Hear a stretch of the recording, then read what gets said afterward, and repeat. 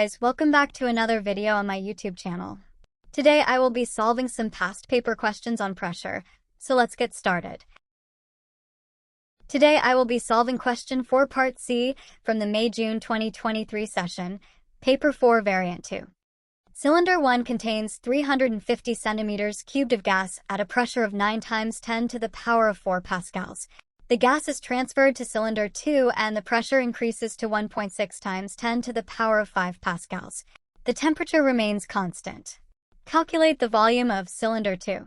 Alright, first let's calculate the force of the gas. We have to calculate the force first because we need both the pressure and the force to get the volume of cylinder 2. So, since the temperature is constant, the force of the gas is constant, so we can calculate the force using the values given in cylinder 1.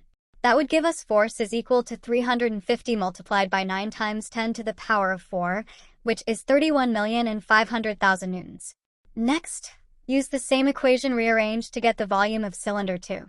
Inputting our values into the equation, we get 31,500,000 divided by 1.6 times 10 to the power of 5, which would leave us with a final answer of approximately 200 centimeters cubed. That will be the end of our question.